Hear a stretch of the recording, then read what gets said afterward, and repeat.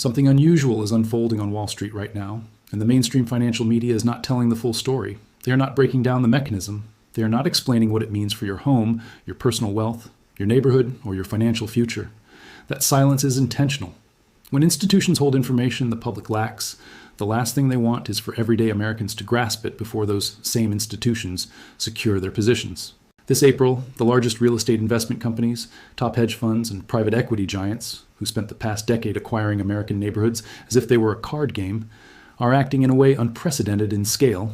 They are selling, quietly, deliberately, methodically, not in a panic, not with fanfare, but strategically in preparation for a storm before it strikes. Consider this startling data. In Dallas alone, institutional investors own 9.2% of the housing stock, yet represent 22.8% of new homes listed for sale. In Atlanta, top investors are now disposing of almost 2 properties for every single one they acquire. These actions are not coincidental, they are coordinated. There's a recognizable pattern behind these exits, a pattern that has repeated itself throughout history. The only question is whether you perceive it before the shift completes or after. Every modern real estate cycle follows 4 distinct stages. Stage 1 is accumulation. This is when smart investors quietly amass holdings ahead of rising prices. It is invisible to the public, occurring in low-volume markets, often in the aftermath of a previous downturn when fear still dominates. Institutions do not announce their purchases on television. They methodically build portfolios while ordinary buyers recover from prior shocks. Stage 2 is inflation. Prices surge, credit flows more freely, consumer demand ignites, the narrative shifts from caution to opportunity. Latecomers flood the market, driving prices higher. The media celebrates the boom. Everyone feels prosperous, secure, even invincible. This stage seduces the most people with an illusion of permanence. Stage 3 is distribution. Hardly anyone notices this in real time because appearances remain similar to the prior stage. Prices stay elevated. Valuations seem strong. Yet beneath the surface, early investors begin offloading their holdings into the market created by Stage 2 demand. Risk is quietly transferred from sophisticated balance sheets to ordinary homeowners who are unaware that the tide has changed. Stage 4 is contraction. Selling pressure built in Stage 3 overwhelms buyers. Price growth halts, stagnates, and then reverses. Homeowners who bought during Stage 2 suddenly face the realization that the asset they believe secured their financial future has become a liability. Meanwhile, the institutions that distributed their positions sit on cash, poised for the next accumulation phase. History provides clear examples of this cycle.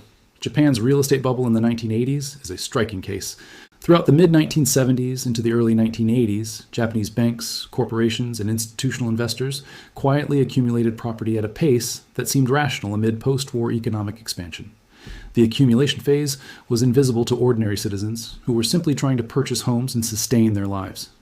Stage 2 saw Japan's Bank of Japan maintain accommodative interest rates, fueling price surges.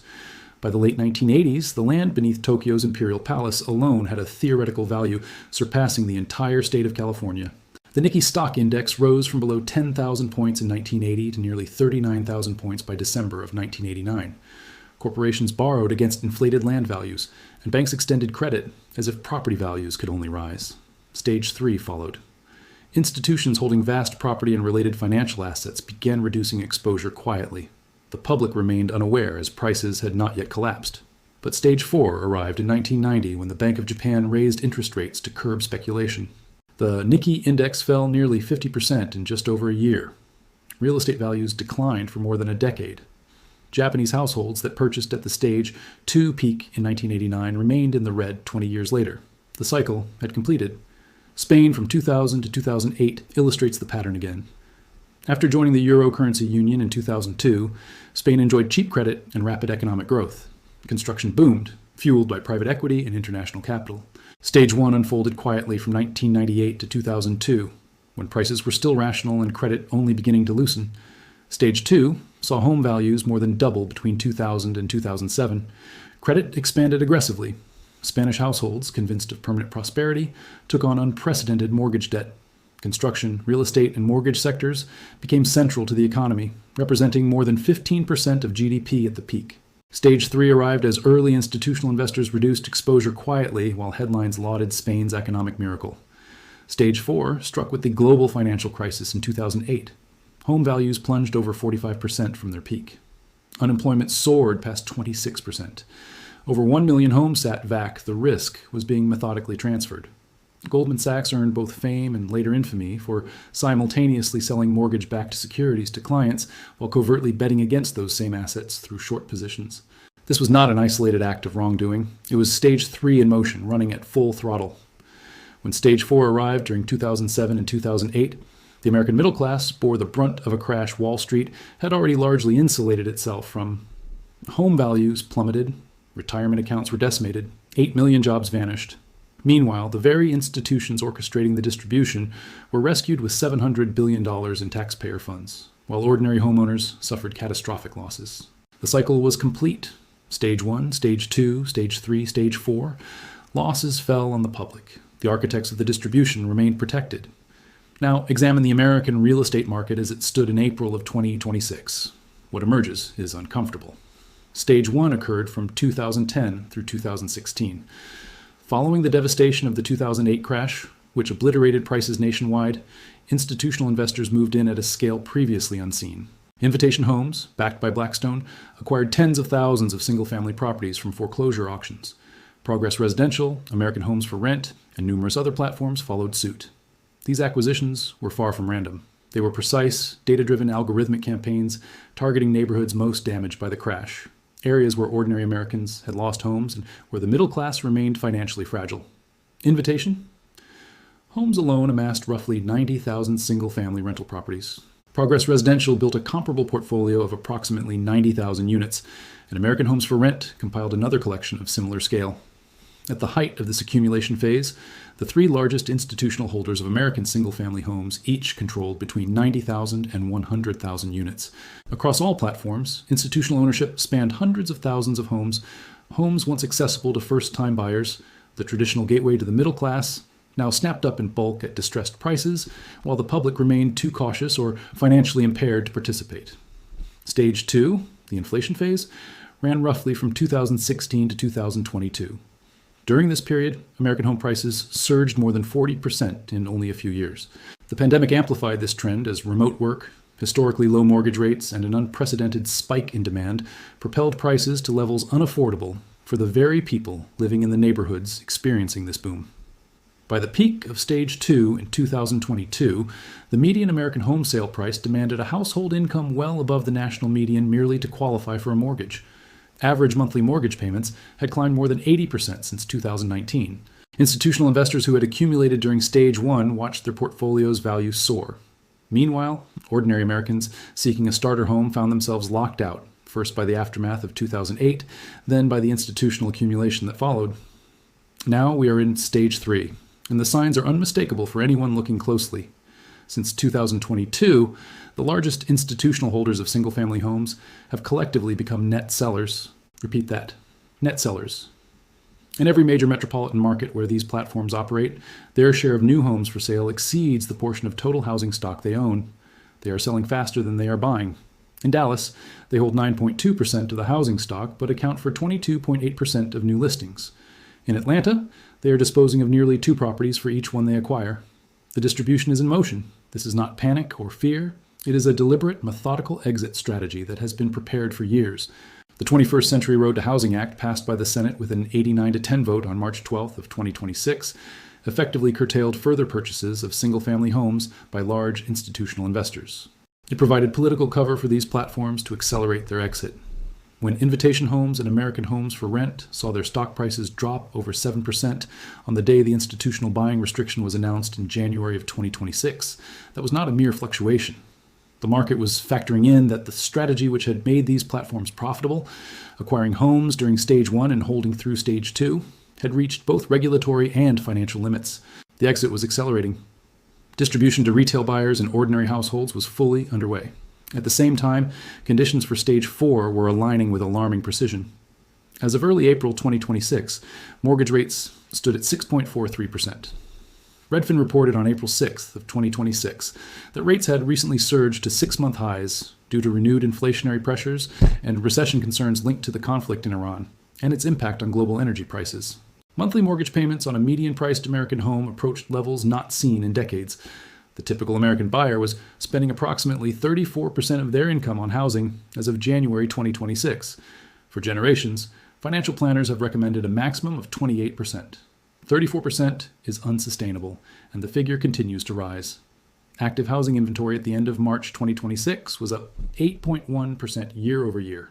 11 states already exceeded their pre-pandemic 2019 inventory levels.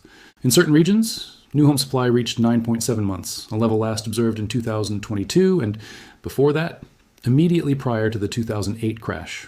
According to Redfin's latest analysis, there are over 500,000 more sellers than buyers in the U.S. housing market. Over 500,000 homes are waiting for buyers who are not arriving, not at these prices, not with current mortgage rates, not with affordability constraints, not under these economic conditions. Zillow reported that 53% of American homes lost value over the past year, the highest proportion since 2012. Among homes that declined, the average drawdown is 9.7%. This is not confined to one region. Declines are spreading. Sunbelt cities that experienced the sharpest gains during Stage 2 are already facing outright price drops. Austin, Texas, once emblematic of the pandemic housing boom, continues to see local prices decline even as national statistics appear relatively stable. Markets in Arizona, Colorado, Florida, Tennessee, and Oregon all carry inventory above their 2019 pre-pandemic levels. Pressure is mounting. Buyers are absent. Sellers multiply. Institutions are quietly, systematically moving toward the exit. Expect arguments claiming this time is different. They always arise at this stage. At this very moment, there are over 500,000 more properties listed for sale than there are buyers willing to commit in the American housing market. This is not a shortage, it is a surplus.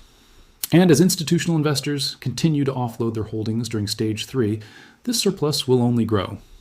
The inventory of new homes reached 9.7 months of supply in January of 2026. That is the highest level observed since 2022.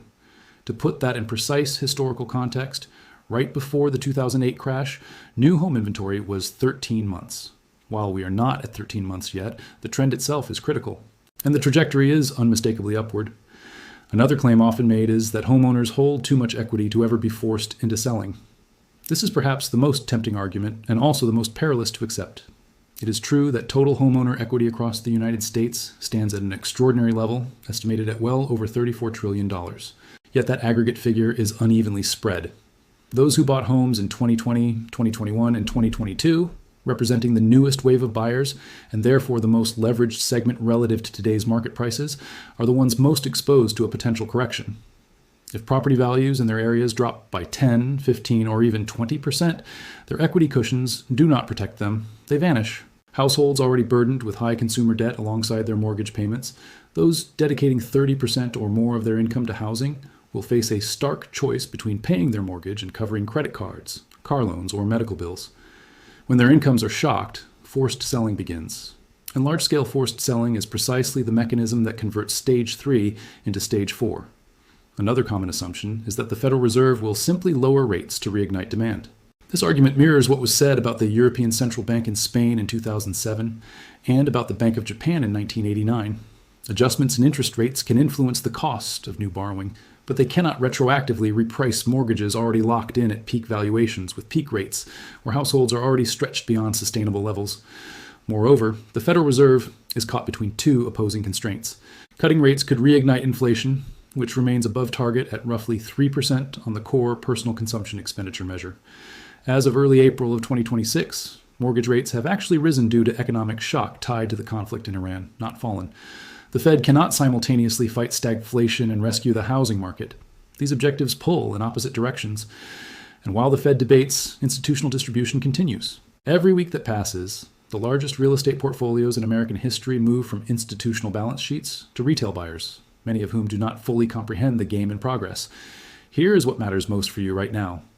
If you purchased a home between 2019 and 2023, especially in a Sunbelt city or a market that saw outsized price appreciation during the pandemic, you are embedded in Stage 3 of this cycle. Your paper equity may seem secure, but institutional investors in your metro area are accelerating their exits.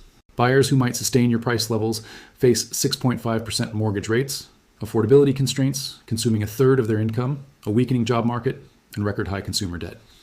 This is not a demand profile capable of maintaining peak prices.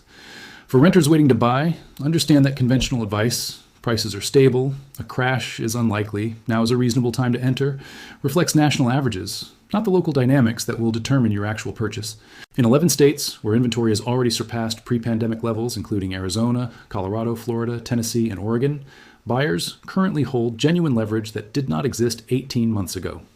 In these markets, Stage 3 is advancing, and the opportunity to negotiate favorable terms exists today, an advantage that will diminish once Stage 4 fully arrives and everyone attempts to buy at the same bottom. First-time buyers who have been priced out for years must recognize that the Great Housing Reset, as Redfin's chief economist described in March of 2026, is real. This is a multi-year process, not an overnight collapse, but it is steadily shifting the market toward affordability. The change will gather momentum as institutional distribution concludes. Waiting for a dramatic, single crash is a mistake. The opportunity is being built quietly in markets already softening, accessible to those who understand the underlying mechanism rather than those chasing headlines. Real estate investors, the single most crucial question you must answer before April ends is this: what stage of this cycle are your holdings in? If you hold assets in markets where institutional investors are net sellers, inventory is increasing, days on market are extending, and buyers are constrained by affordability and credit conditions, you are in Stage 3. Exiting before Stage 4 is not a prediction. It is the established pattern. History confirms it. This time is no exception. Watch the critical indicators over the coming weeks. Track monthly active inventory via Redfin and Rye Club. If year-over-year growth remains above 8% nationwide, the supply overhang is expanding. Monitor institutional selling through Parkwell Labs. If major platforms continue listing at rates exceeding their share of local housing stock, distribution is ongoing. Follow late-stage mortgage delinquency reports from Vantage Score and the Federal Reserve Bank of New York. The 18.6% year-over-year jump in serious delinquencies seen in December of 2025 is an early warning. If that trend accelerates, large-scale forced selling and Stage 4 will follow. Keep an eye on mortgage rates. As of April 6th of 2026, the 30-year fixed rate stands at 6.43% and is climbing due to stagflation fears from the Iran conflict. Should rates stay above 6% while affordability remains strained and inventory continues rising, the demand needed to absorb institutional sellers simply will not exist. Also, watch the labor market. In February of 2026, the U.S. economy lost 92,000 jobs against a forecasted gain of 59,000. This is not an isolated monthly blip. Job growth has been negative in 5 of the past 9 months. Historically, the correlation between rising unemployment and mortgage delinquencies is among the most reliable economic relationships ever observed. When jobs vanish, payments falter. When payments fail, forced selling begins. And when large-scale forced selling occurs, Stage 4 arrives. The billionaires, hedge funds, and private equity firms managing portfolios of 90,000 to 100,000 single-family homes did not accumulate these assets by accident. They did not amass a decade's worth of U.S. housing and then spend years lobbying or engineering exemptions simply to retain these holdings indefinitely. They acquired them during Stage 1 because they recognized the cycle, held through Stage 2 because the pattern rewarded patience, and now distribute during Stage 3 because the pattern dictates exit before Stage 4 erodes value. Please leave your thoughts about this content in the comments below. Thanks for watching. See you in the next one.